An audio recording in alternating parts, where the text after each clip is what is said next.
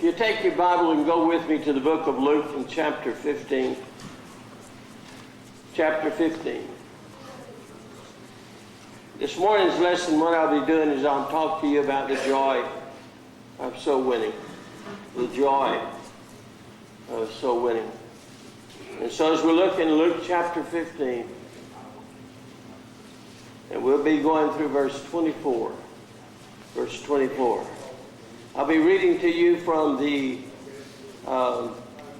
New King James Bible. And that's the little Bible that we gave out. And so if you have it with you, that's what I'll be reading from. It's the little Bible. Verse 1. Then all the tax collectors and sinners drew nearer to him to hear him. And the Pharisees and the scribes complained, saying, "This man receives sinners and eats with them." And so he spake this parable to them, saying, "What man of you had 100 sheep? If he loses one of them, does not leave the 99 in the wilderness, and go after the one who is lost until he finds it? And when he finds it, he lays it on his shoulder, rejoicing. And when he comes home, he calls together his friends and his neighbors, saying to them, 'Rejoice with me, for I have found my sheep which was lost.' And I say to you that likewise there will be more joy in heaven over one sinner who repents than over 99 just persons who need no repentance." By the way, he will say that 3 times. You know, if I said something 3 times, do you think it'd be important? Do you think maybe I'd want you to get that point?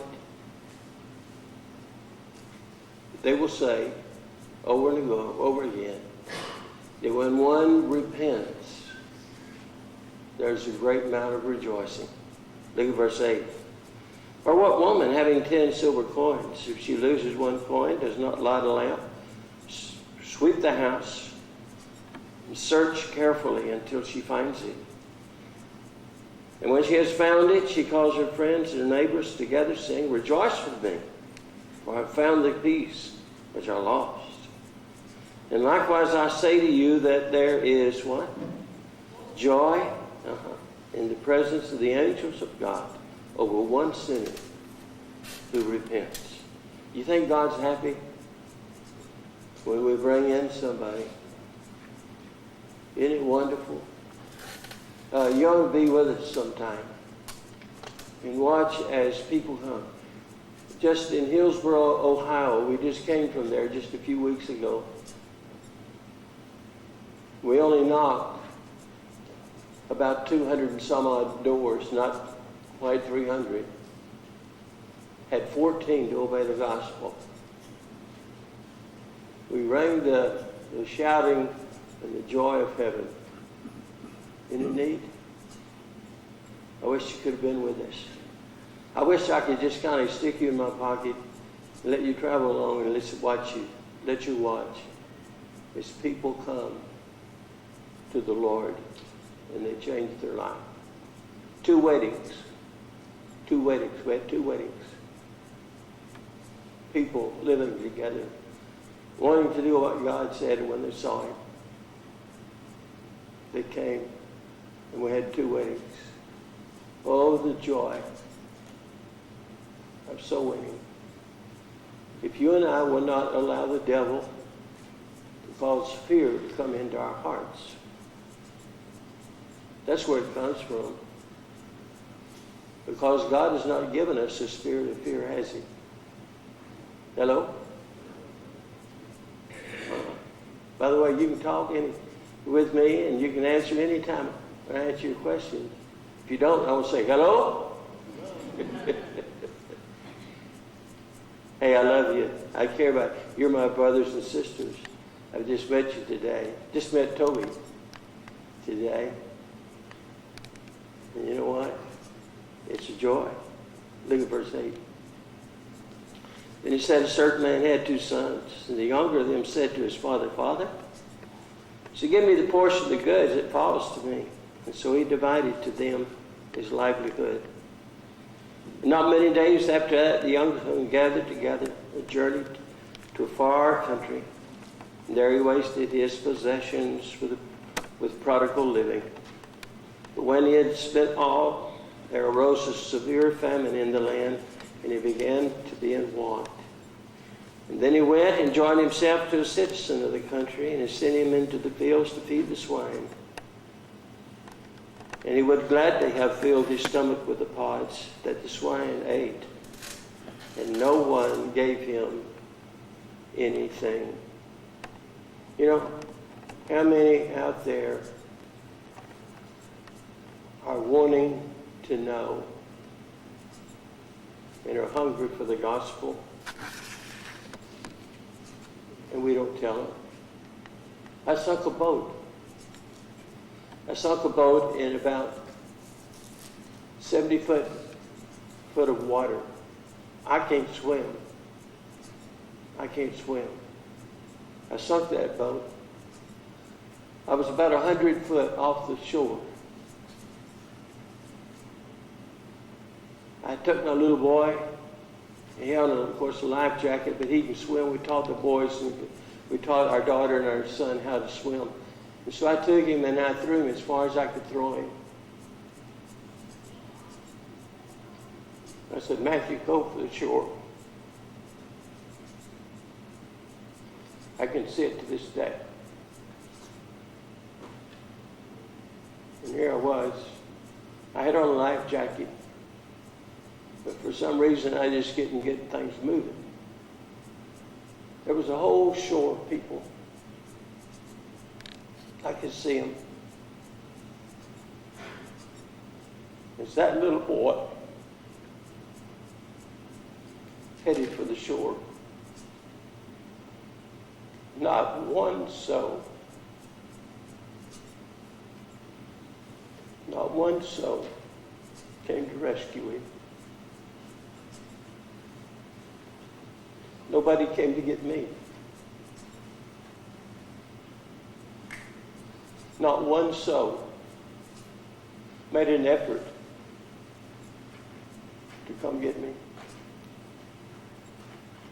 And I think about the people all around us.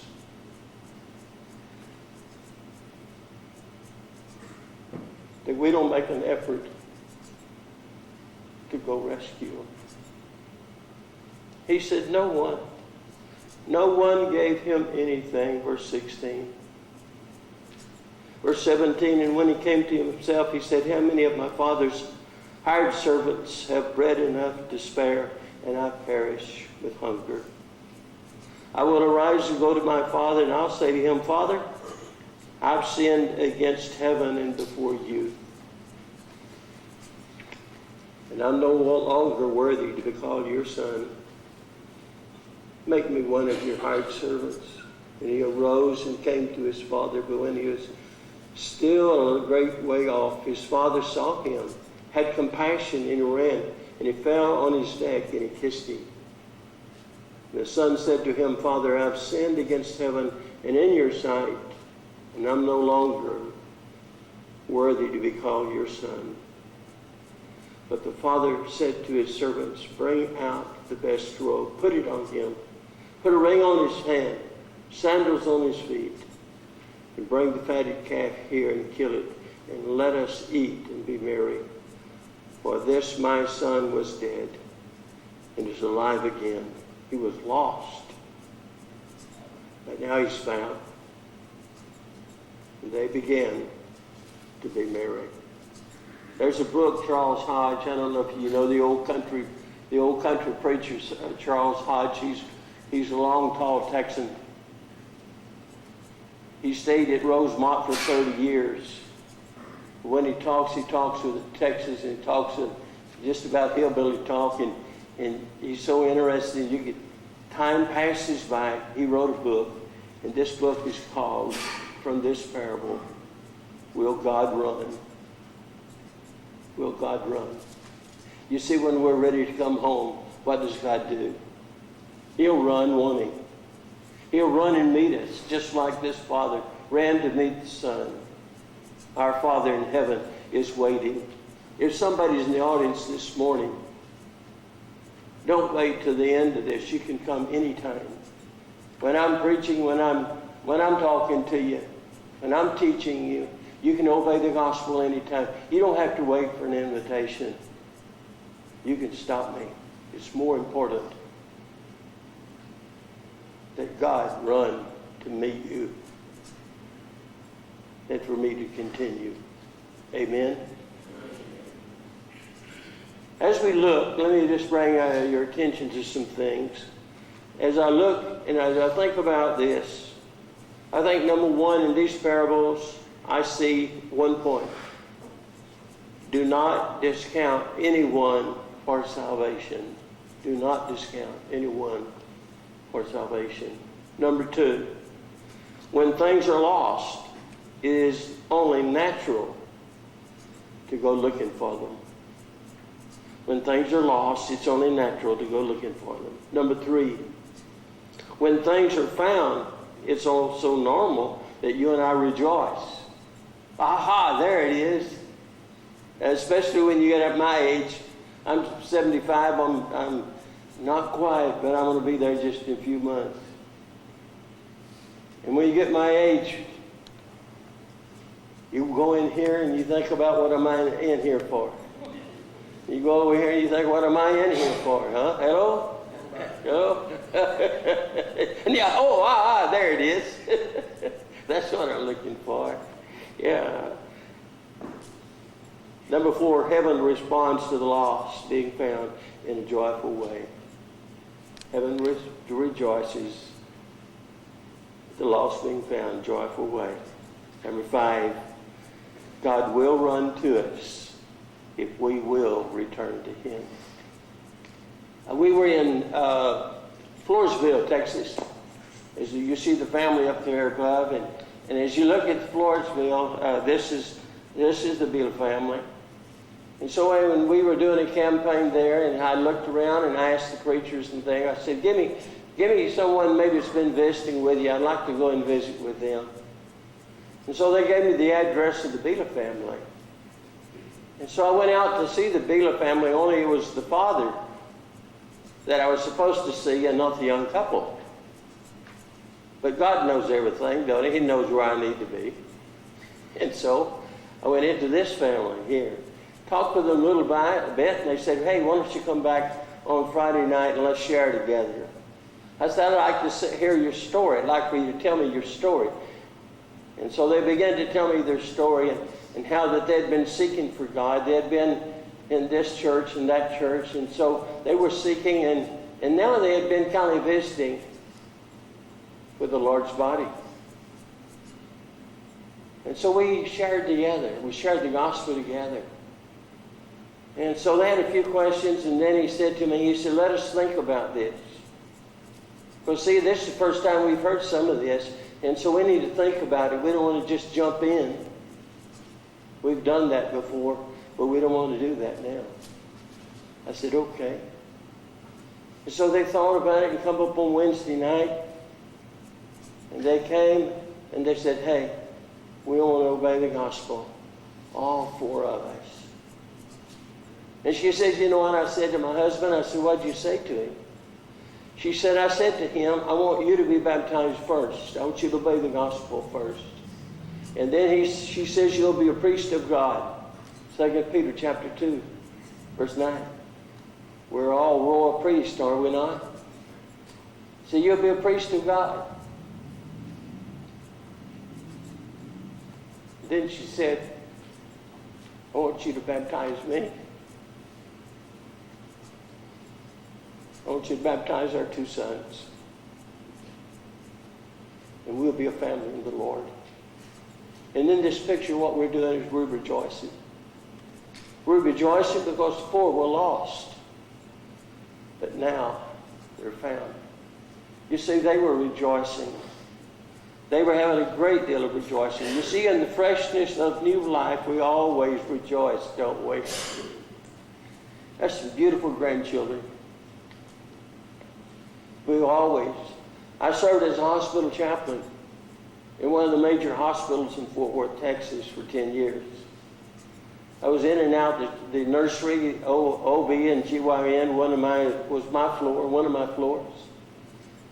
Especially if I had a little baby in trouble, I was there. But you know, I don't remember a time a family cried with disappointment because the child had been born. Freshness of life always brings joy, doesn't it? I just heard one of the sisters down the street, or down the way there a while ago, and she wanted 6 kids, 6 kiddos. I think she's working on it. She got 3 now. I don't think she, anyway, that may not be any of my business, but anyway, I just want to get across to you. There's joy in what? In new life. New life. Is there not? You see, the carnal world, when we look at it, it's opposite the spiritual world. In John 10, verse 10, Jesus will say, the thief comes to steal and to kill. But I've come to give life and to give it abundantly. You know, when we think about, as we in the carnal world, how that it's filled with disappointment, despondency, despair, disillusion, disaster. There's so many broken hearts, unfulfilled ambitions, and life is full of pain and death. And if we could just take all the sounds, if we could just combine it into one noise, it would be much greater than the atomic bomb. Think about it. And then as we talk about Jesus and his world, his beautiful world, the spiritual world that we can live in. Acts chapter 2 and verse 41, it said they gladly received the word and they were baptized. In Acts 8 and verse 8, Philip goes to Samaria and there's much rejoicing. In Acts chapter 8 and verse 39, the eunuch went on his way what? Hello? Rejoicing. Mm-hmm. In Acts chapter 13, verse 52, the disciples were continually filled with what? With joy. Acts chapter 16, verse 34, the jailer rejoiced. How? Greatly. You see, there is great joy in the kingdom of Jesus Christ. You know, this morning, as I think about it, I'd like for you to look back upon your salvation, the day that you obeyed the gospel. In Romans chapter 6 and verse 1, actually what they're doing there is Paul is saying to them, shall we continue in sin that grace may abound? And then he begins to talk to them about how that they obeyed the gospel, what it meant. And so what he's trying to do is get them to go back and look and remember when they obeyed the gospel. And as you see the picture on the board here, this is Gina and Toby. One Saturday morning in Midland, Texas, I went up to the apartment, knocked on the apartment, and I said, I'm Jim, and I introduced the other two to Toby was at the door. I said, we're here because we want to get our Christianity out of a church building into our community and help. I said, do you know someone that needs prayer, needs help, needs encouragement? Oh, he said, wait just a minute. So we go get Mom, Gina. And so she comes to the door and I say the same thing to her. And she just reaches out. And she grabs me. She says, God sent you this morning. God sent you. She said, I lost Mom about 2 or 3 months ago. She said, we need food. And our family's in disarray. She says, in fact, Toby just told his dad the other day, said, Dad, I know why we're having so much trouble. His dad said to him, said, Toby, why? He said, because God's not in our life. He said, here you are. She said, come in. We go in, I get their story, and then I begin to share with them the gospel. Well, noontime comes, and I said, hey, if you'll come and go with us, we have dinner at the building, and we can finish after lunch. And you can know the full gospel of Jesus. She said, okay. So she and Toby, and they had a little girl, they got a girl, teenage girl. And so she came with them, and so they came and we ate together. And then after lunch, we went to a room and we began to pick up where we left off. And you know what? I got a high schooler. High schoolers, are you with me this morning? I got a high school young fella. I said to him, I said, what I want you to do is I want you to take that little Bible, and I want you to pick up where I left off, and you read the top, you read the scripture, and you read the bottom, and it'll tell you the next page. I said, can you do that? He said, I can do that. And we did. 8 teenagers. It's only been a month. And we had our teens from South Main Church in Henderson, down in the Houston area. And we spent a week sharing the gospel. I trained them how. And you know what? Teens will get us in more doors than anybody else besides a lady. Teens are first. Teens and young kiddos will get us in more doors. And then ladies will get us indoors. And then us old ugly men, of course, we're last. Okay? Especially if you're like Michael and me, bald-headed.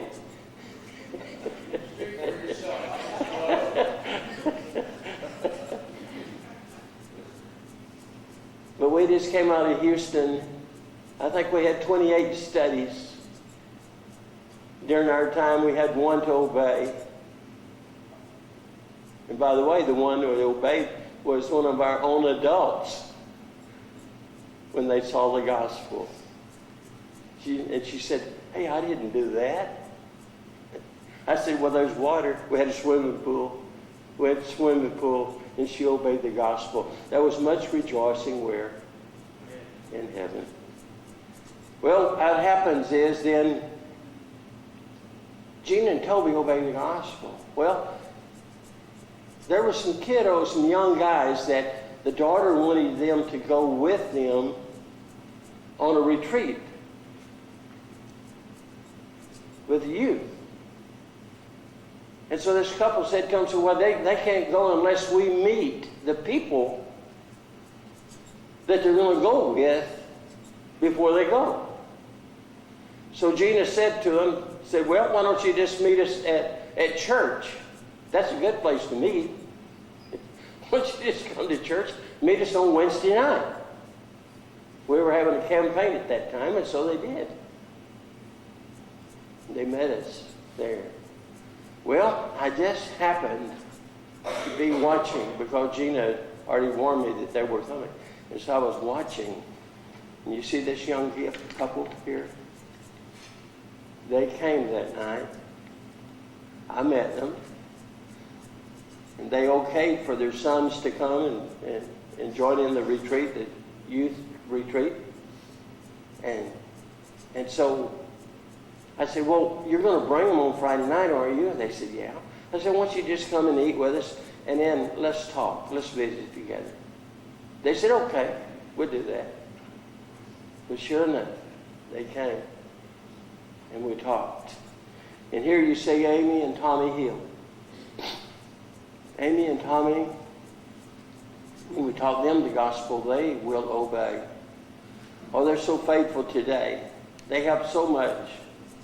Kenzel was telling me, Kenzel's a member there at Midland, and he was telling me the other day, he said, Jim, he said, Amy and Tommy have just joined in and said they have gone to work, but they're so involved in the gospel. You see, when you share the gospel with others, your friends, there's not only rejoicing for you if you are the one that's saved, but it's great rejoicing when you share the gospel with others. Well, as you look and sharing Jesus will bring joy, of course, to you. 1 Thessalonians chapter 2, verse 19 through 20, Paul will say the thing that really makes heaven heaven is being with his converts. Those that he's brought. I'm wondering in heaven, how is it going to be for you? Will you have a lot of converts? Or will you be all by yourself? That's what Paul is saying. As you think about all of this, let me tell you another case. We're getting pretty close to time. Wait, I got, 20 minutes? How much? Huh? 10? I got 10. Okay. What about until they're tired? Notice, as we look at this couple here, these guys, two guys. These two guys live in Houston, Texas. We're over in Midland. We're doing a campaign in Midland, and so the guy on the left, his name is Tim. So Tim comes into the camp. You better not come into our camp if you don't want to go out being a Christian. Hello? Because if you come into our camp, we're not going to force you, but we sure are going to try to encourage you to study with us. And as we were sharing with Tim on the left, he said to us, he says, I need to obey the gospel. Well, what was happening was these two guys, by the way, Tim on the left works for Tim on the right. They're both named Tim. Okay? So Tim on the left works for Tim on the right. Okay? Now Tim on the left is the one who obeyed the gospel. Right? So he obeys the gospel. They're there from Houston because if you come into Midland, you cannot get workers. Because Midland is in an oil boom. And they are hiring everybody. And you can't get workers. You go to a restaurant, you just might as well get ready to stay for about an hour to get your food because, guess what? They don't have enough people to serve it. They don't have enough people to cook it. Because why?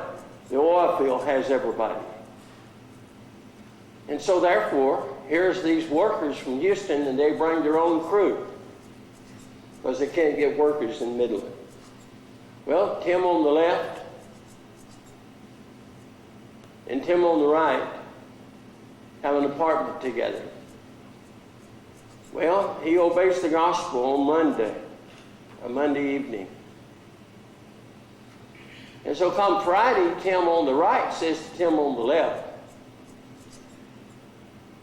man, you've changed this week. What happened to you? Where you been going? What have you been doing? You're not Tim this week. You changed.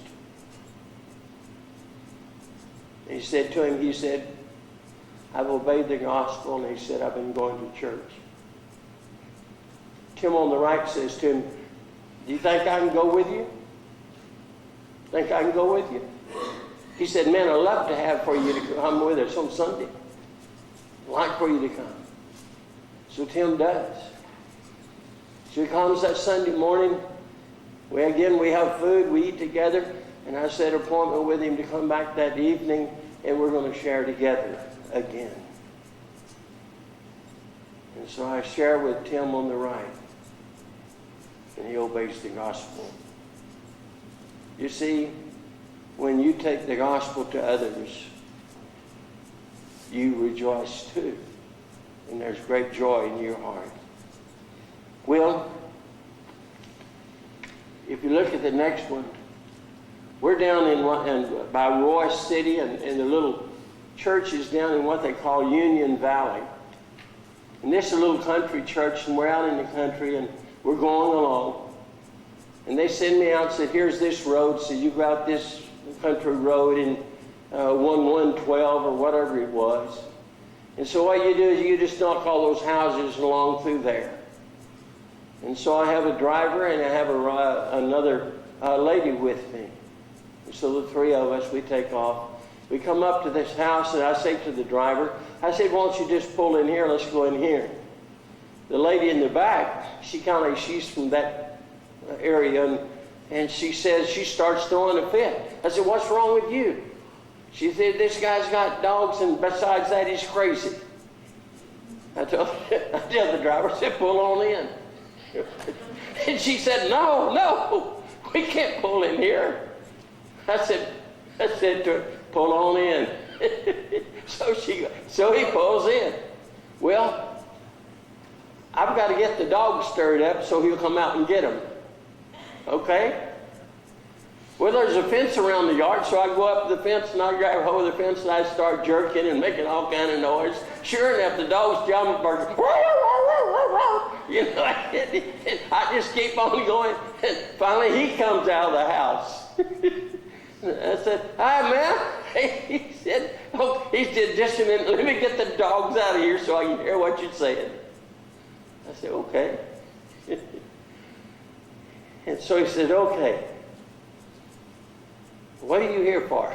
I said, I'm Jim, and this is, And I said, we're just trying to get our Christianity out of a church building and help our neighbors. He said, I'm looking for somebody that needs prayer, needs help. He looks at me, he said, you've come to the right place. He said, let me make sure that the dogs are all put away. And then he said, you come on in. And so we go in. We teach him the gospel. Did you see the guy that's baptizing him? The guy in the orange shirt. And the guy that's being baptized, he's in blue. You see that? Now, look at the left side of his face. What do you see missing? Huh? He don't have an ear. This side was blown off. You see these two guys? The one that's baptizing him, that's Donald. Donald had learned the truth, but he had not shared it with Curtis. Donald and Curtis ran together in Halton City, which is a part of Fort Worth, Texas. And they were boozing, drugging, women, and you name it, and they were causing trouble, and they were in and out of trouble with the law. And when Donald baptized Curtis, he said to Curtis, you and I used to be partners of the devil. We were servants of the devil together, weren't we, Curtis?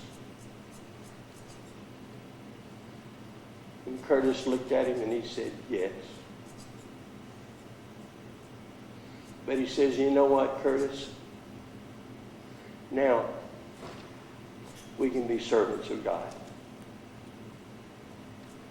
And everything that we've ever done, it's gone. And now you and I can work for Jesus Christ.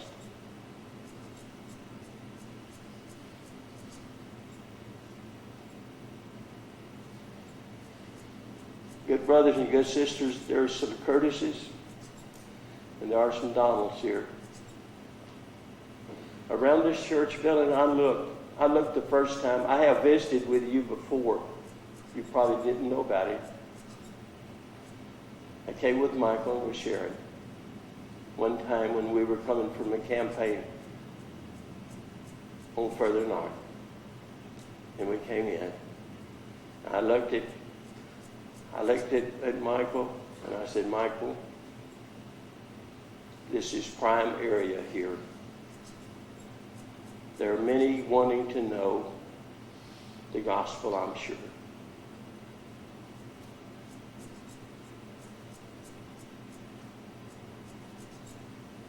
So many.